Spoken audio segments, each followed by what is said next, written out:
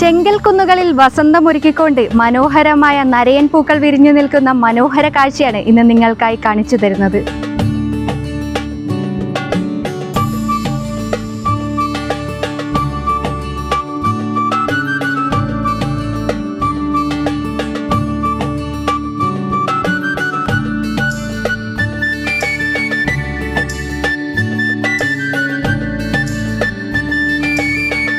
ഉത്തര മലബാറിന് പൂരോത്സവ ലഹരിയിലേക്ക് ഇടനാടൻ ചെങ്കൽ കുന്നുകളിൽ നനുത്ത സുഗന്ധം പരത്തിക്കൊണ്ട് ഈ ഒരു നരയൻ പൂക്കൾ വിരിഞ്ഞു തുടങ്ങി.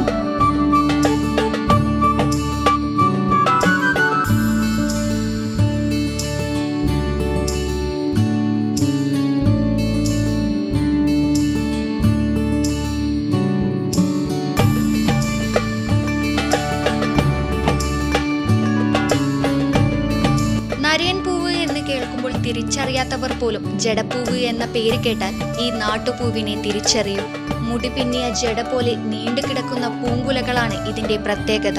കണ്ണൂർ, കാസർഗോഡ് ജില്ലകളിലെ ഇടനാടൻ കുന്നുകളിലാണ് ഇവ പ്രധാനമായും കാണപ്പെടുന്നത്.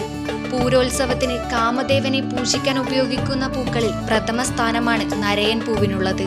കുന്നിൻ ചെരുവുകളിൽ നിന്ന് ഈ പൂക്കൾ ശേഖരിക്കുന്നത് കുട്ടികൾക്കും ആവേശമാണ്.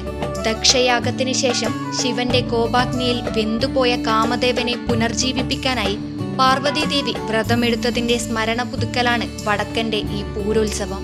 കാർത്തിക നാളിൽ വീട്ടുമുറ്റത്തും കാവുകളിലും ചാണകം മെഴുകി കാമരൂപമുണ്ടാക്കുന്നു. ഐശ്വര്യത്തിന്റെ പ്രതീകമായ കിണറിനരികിലും പൂവിടൽ നടക്കും. പൂര ദിവസവും കാവുകളിലും ക്ഷേത്രങ്ങളിലും പൂരം കുളിയോടെയും വീടുകളിൽ കാമനെ അയക്കാൻ ചടങ്ങോടെയും പൂരോത്സവത്തിന് സമാപനമാകും. നരയൻ പൂവ് കൂടാതെ മുരിക്കിൻ പൂവ്, എരിക്കിൻ പൂവ്, ചെമ്പകപ്പൂവ് തുടങ്ങിയ നാട്ടുപൂക്കളും ഈ ഉത്സവത്തിന് അത്യന്താപേക്ഷിതമാണ്. പൂവിടുമ്പോൾ ചൊല്ലുന്ന പാട്ടുകളും ആചാരങ്ങളും ഇന്നും ഗ്രാമീണ തനിമയോടെ നിലനിൽക്കുന്നു.